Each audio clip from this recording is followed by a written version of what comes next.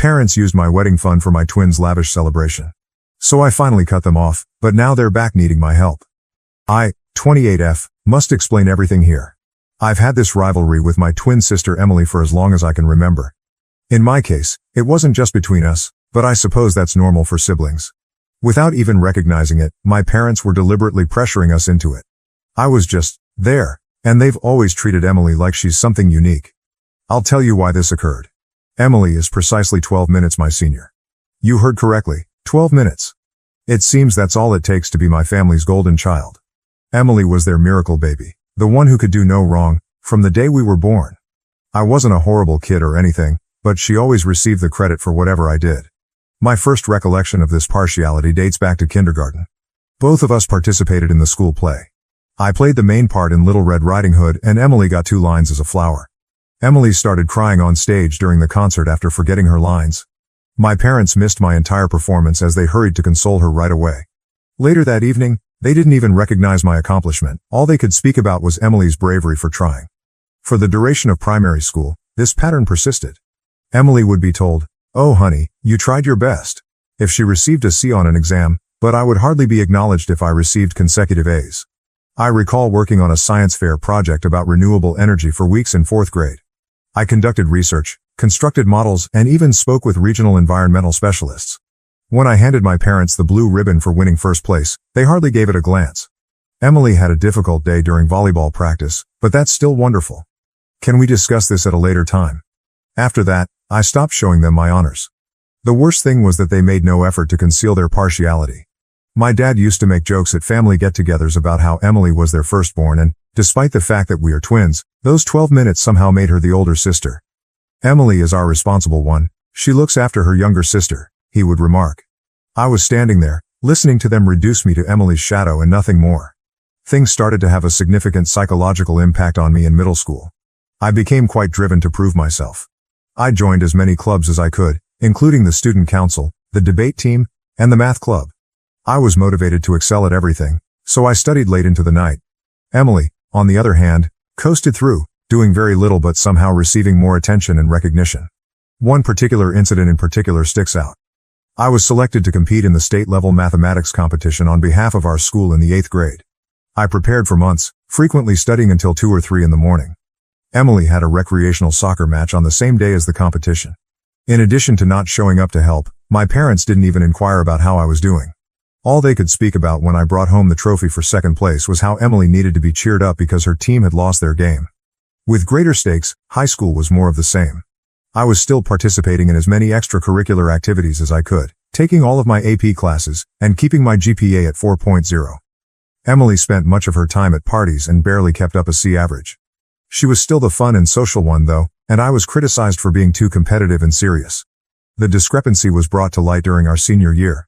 Because of my academic accomplishments, I was named valedictorian, accepted on a full scholarship to a top university, and even had an article in the local newspaper.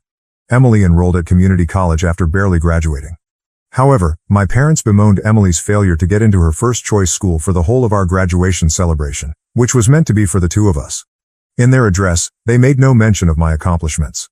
The pivotal moment occurred while attending college. I continued to keep perfect grades while working part-time to support myself while attending a prestigious institution to study computer science. I would return home from every break with the hope that something had changed and that perhaps my parents had begun to see my value. Instead, it was Emily this, and Emily that. Somehow her decision to leave community college after just 1 semester was interpreted as a sign that she was brave enough to follow her own path. Then, in my junior year, came Thanksgiving break. Everything changed when my uncle, who had always had a slightly excessive love for alcohol, made a mistake. He disclosed that my parents hadn't even intended to have twins while he was thinking back on my mom's pregnancy. They were devastated to learn they were expecting 2 children when they had only intended to have 1. My dad, being the docile person he is, simply shrugged and said, "We'll figure it out." My mom had been concerned about how they would manage 2 babies. However, their method of figuring it out was to basically choose a favorite and focus all of their energy on her, which was, of course, Emily, their cherished firstborn. In their minds, those pivotal 12 minutes were the difference. After years of wondering why they didn't care about my accomplishments, everything suddenly fell into perspective when my uncle confessed this to me when we were seated at the dinner table. It all made perfect sense. I was the afterthought and the unexpected addition, not the child they had hoped for. Something in me altered after that realization. I gave up trying to please them. I put all of my attention into creating my own life instead. I gave my all to my coursework and internships, wanting to succeed for myself, not for them. I received several job offers from prestigious tech businesses by the time I graduated. I took a job at a promising startup as a software engineer, and after 3 years, I was promoted to senior developer. Emily, meanwhile, was organizing this lavish wedding after meeting a wealthy man at a pub and having a brief flirtation. Naturally, my folks were ecstatic. They couldn't even recall the name of the company I worked for, yet they spent hours on the phone with her talking about the specifics of the wedding. My company was getting ready for an initial public offering, IPO, and my stock options were worth more than Emily's fiancé made in a year. The irony was that I was actually doing very well. They never inquired about my professional background. It was the wedding fund situation that ultimately crushed my heart. The only one who had ever treated us fairly was our grandmother. She left each of us a sizable sum of money before she died, especially for our upcoming weddings. She had been very explicit that we were to share the money evenly. She told me in private that she was aware of my parents' treatment of me and that this was her method of making sure I would have something that was exclusively mine. Naturally, though, my parents were unable to honor her last desires. Emily wanted this ridiculously lavish wedding, complete with a celebrity photographer, a fancy outfit, and several locations. They chose to take from my share of the inheritance rather than urging her to cut back or asking her wealthy fiancé to contribute more. They didn't even tell me. They didn't ask. It wasn't until months after the wedding that my inebriated uncle, yes, the same one, spoke about it at another family get-together. They responded angrily when I confronted them about it. "Oh honey," my mother remarked, dismissively waving her hand. "We were going to tell you eventually. When we can, we'll reimburse you." Even worse was my father's reply. "Well, Emily needed it more. She's the conventional one getting married, and since you're so preoccupied with your work, it's unlikely that you'll even desire a lavish wedding." I felt nothing as I stood in their kitchen staring at these folks who were meant to be my parents. This deep emptiness, without any sadness or rage. They were unable to even comprehend the wrongness of what they had done. They believed that since it was for Emily, it was totally acceptable to take my inheritance without my consent. Emily had always been the focus. I returned to my flat that evening and gave my life a lot of thought. I came to see that Emily had eclipsed or completely disregarded every significant turning point, accomplishment, and proud moment. My graduation from high school. They were too preoccupied in comforting Emily over her grades. Due to Emily's difficulties at community college, my college scholarship was hardly recognized. Emily was preparing for her wedding, so she disregarded my first promotion. I did something I should have done years ago when I opened my laptop. I emailed them and said, "I am aware of the wedding fund. I am aware that, without consulting me, you used my inheritance to pay for Emily's wedding. The way you've treated me throughout my life is more important than the money. You never made an effort to conceal the reality that I was never the daughter you desired. I'm done attempting to win your affection and acceptance. I'm over being the kid you didn't want. Do not get in touch with me again unless it is to repay my money, please." I felt a tremendous weight lift off my shoulders as I pushed send, banned their numbers, and deleted them from all social media. I didn't have to worry about trying to meet Emily's standards or gaining acceptance that I would never receive for the first time in my life. It has been a life-changing year. I gave my job and personal development my all attention. My stock options are now worth more than Emily's whole wedding expenses because our company's initial public offering, IPO, was a success. I started therapy to address my childhood trauma, purchased my own home in a desirable area of the city, and formed sincere friendships with individuals who genuinely respect me for who I am. Occasionally, Emily makes an effort to connect with distant family members or mutual friends. She will write things like, "Family should stick together," or "You're still my sister." But as she saw our parents discount my accomplishments throughout the years, where was this sense of family? When she joyfully received my inheritance for her wedding, where was that? She shared our parents' complicity in everything. Some relatives have attempted to place the blame on me by claiming that I'm being too severe, that blood is thicker than water, and other such things. However, these are the same individuals who silently observed my parents' years-long favoritism of Emily. They remained silent after seeing my treatment. They are no longer able to express an opinion.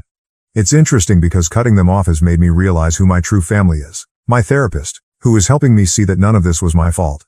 My coworkers, who applaud my accomplishments, and my college best friend, who assisted me in moving into my new home. The ones that genuinely care about me are these. I have been offered a role as team lead at the firm I work for, which recently launched a new office in a different state. I'm making a decision for the first time in my life without considering how it will compare to Emily or what my parents will say, and it's a great opportunity. It feels amazing to be living my life for myself. Am I the jerk for cutting them off entirely? Reddit? I often question whether I'm being overly dramatic, but every time I consider the possibility of getting back in touch with them, I reflect back on all the years I spent feeling inadequate, and I know I made the correct decision.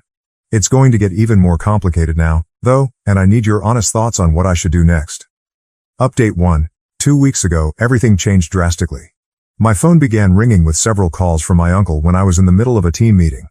My initial reaction was to ignore it because family calls always indicate turmoil, but I decided to answer it because there was something unique about receiving several calls in quick succession. He began, trembling a little. "Hey, it's Uncle Greg." I knew right away that something was amiss. He is typically the type of guy that remains positive even in the face of adversity. "I need to discuss your parents with you." I felt sick to my stomach. I knew this couldn't be good news because I hadn't heard from them in 2 years. "What's happening?" Trying to speak steadily, I asked. "They were involved in an accident. A rather poor one. They are in the medical facility." He paused, and I heard him inhaling deeply. "Their car was struck by a truck that ran a red light. Your dad is in critical condition, and your mom has several fractures. They have spent a few days in the hospital." "Days?" I said it again, raising my voice. "And until now, no one had the idea to tell me." He said, "They wanted me to let you know," in a calmer tone. "I believe, they want to see you, I believe. That's not all though. Their insurance is having issues." There was, of course. He went on to tell me that 6 months prior, my parents had allowed their health insurance to lapse. They had been having financial difficulties due to credit card debt and poor investments. They were far from being discharged from the hospital, and the medical bills were already mounting. "What about Emily?" I knew the answer when I asked. Uncle Greg let out a sigh.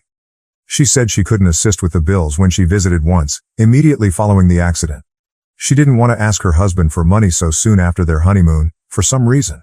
She is occupied with her stepchildren, her new family." That made me giggle. Emily is typical, always coming up with an excuse. Emily was too proud to approach her wealthy husband for assistance with our parents' medical expenditures, even though she had no trouble taking my fortune for her wedding.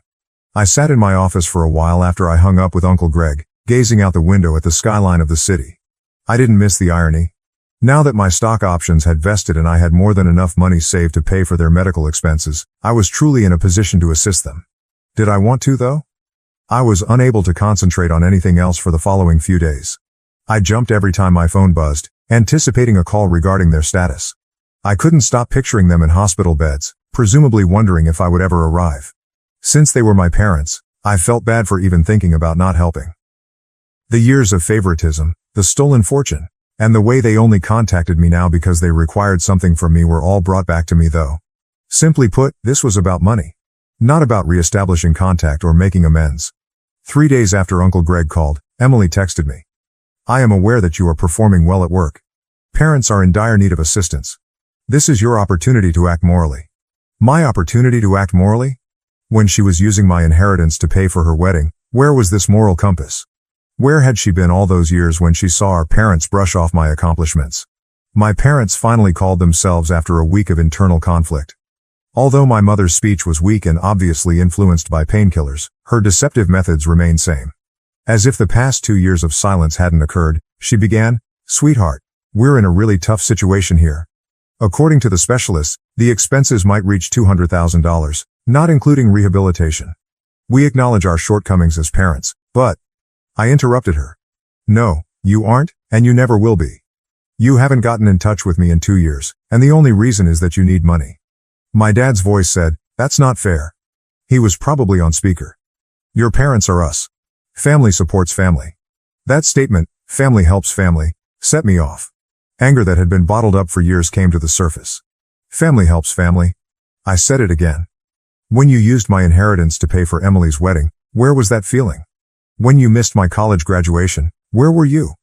Where did you neglect every significant event in my life because you were too preoccupied with showing your admiration for Emily? After a brief period of silence, my mother began to cry. Those recognizable, cunning tears I had heard so many times when she wanted to make me feel bad. She said, "How can you be so cruel? The hospital is where we are. Your dad may require surgery. Will you truly desert us at this point?" I inhaled deeply before uttering the words I had been wishing to say for years. "Yes, in fact. Yes, I am. All my life you emotionally abandoned me. You just thought of me as Emily's shadow and your fallback option. Now that Emily is refusing to assist, you turn to me. No, I will no longer be your last option. Starting with, but we're family, my father said. No, I cut in. We're not. Since you determined that Emily was the only child deserving of your love, we have not been family. I'm finished. Never get in touch with me again. After hanging up, I blocked their numbers once more. I then texted Emily one last time, saying, they're also your parents. Try it yourself. The days that followed were extremely difficult. I would always have these moments where I would doubt my choice. Was I being too severe? Despite all, should I still assist them? But every time those thoughts surfaced, I was reminded of how they had treated me throughout my life and how they had only ever contacted me when they wanted something. Yesterday, Uncle Greg gave another call. He attempted to guilt-trip me by claiming that my parents required physical therapy and surgery since their health was deteriorating. He said they might lose everything and that they were discussing remortgaging their home. The problem is that I have no responsibility for their financial difficulties. They made their decisions. They decided to give Emily preference. They decided to squander the money I left them. They decided to allow their insurance to expire. They are currently dealing with the fallout from their decisions. Some may accuse me of being heartless. Perhaps I am. But I've been striving to be good enough and win their love my entire life, and I'm done. I am no longer the fallback option. When Emily refuses to take charge, I'm done being the one who has to make all the repairs. For the first time in my life, I'm choosing myself, even though I realize this makes me seem callous. My mental well-being is more important to me than their guilt trips. My financial stability is more important to me than their shoddy preparation. Reddit. I know I previously questioned whether I was the jerk for cutting them off, but I need to know if I'm the jerk for not helping them pay their medical costs. This one even seems unclear to my therapist. While I feel bad about it, I also think that this is just another instance of them only wanting me around when they need me. And believe me, the narrative doesn't end here. The situation is going to become considerably more intricate. Update 2. My life took yet another drastic change 3 days ago. I was enjoying a peaceful evening at home after a very demanding workday during which we had completed preparations for the opening of our new office. My doorbell rang at precisely 8:07 p.m. when I was studying some project paperwork, enjoying a glass of pricey red wine, a minor luxury I now permit myself, and some classical music playing softly in the background. I hadn't ordered anything and most of my friends normally text before coming over, so I wasn't expecting anyone. I froze, staring through the peephole. Emily was standing there looking like the affluent trophy wife she had become, complete with a fashionable gown, flawless makeup, and a $15,000 Hermes Birkin purse in her hand. I was aware of the irony. That bag alone could have paid for a sizable amount of our parents' medical expenses. I briefly thought about acting as though I wasn't home, but throughout the previous few weeks, I had undergone a transformation. I was no longer the person who squirmed around Emily. She had intimidated me for too long, and I had allowed her to win. No more. I opened the door with my cool, controlled and slightly dismissive corporate boardroom demeanor. Leaning against the doorframe, I remarked, "Well, if it isn't my dear sister. What brings you to my humble abode?" Without waiting for an invitation, she swept by me and entered my apartment. Emily's usual behavior. Her gaze swept across my living area, taking in the original artwork on the walls, the contemporary furnishings, and the floor-to-ceiling windows that overlook the city. I could picture her mentally listing everything, most likely contrasting it with her suburban McMansion. She said, "Nice place," in a tone that suggested the exact opposite. Very cozy. She used the word cozy with that special emphasis that affluent people give to something they think is beneath them. "Stop wasting your time, Emily. Why have you come here?" She turned to me, adjusting her scarf, an anxious habit from childhood. "Mom and Dad are deteriorating. Mom's physical treatment isn't covered by their payment plan, and Dad needs emergency surgery for internal bleeding they missed at first. Unless they can provide proof of payment, the hospital threatens to suspend treatment. They are discussing selling the house." I saw her knuckles whiten as she gripped her fancy purse more tightly. Emily in her classic form. She was clearly preparing for something. And that's my problem because... I arched an eyebrow, purposefully imitating her patronizing tone from our early years. "Because you can help them," she said, her immaculate exterior beginning to falter. "I am aware that your business went public. I checked the pricing of the stocks. I conducted research. You've got the cash." That made me giggle. The sound, which was perhaps rougher than I intended, reverberated off the walls of my flat. "Oh, you have been monitoring me? How intriguing. Before using my inheritance to pay for your wedding, did you do this much research? Or prior to your own refusal to assist them? In all this, where is your wealthy husband?" Emily's face turned red, another vivid memory from my early years. Her dramatic outbursts, which always ended with our parents comforting her, were always preceded by that flush when we were little. That's different, she stammered as her poise continued to falter. I now have a new family. I have obligations. Consider stepchildren. We each have our own financial plans, James and I. When a family situation arises, I can't just throw money at it. Can't just what? With a strong voice, I interrupted her. Can't you simply assist your parents, who have given you everything? Who paid for your wedding with my inheritance? Who prioritizes you the most? Who didn't attend my college graduation to assist you with your apartment move? Those parents. She waved her hand dismissively and said, that's ancient history. But I saw that she stepped back. This is roughly right now. You're being selfish, and they need help. Her use of the word selfish was the last straw. A lifetime of repressed rage and bitterness abruptly solidified into a chilly, unambiguous goal. I went silently to my home office, picked up my laptop and a few papers off my desk, and then went back to the living room. Emily, would you like to discuss money? Let's have a conversation.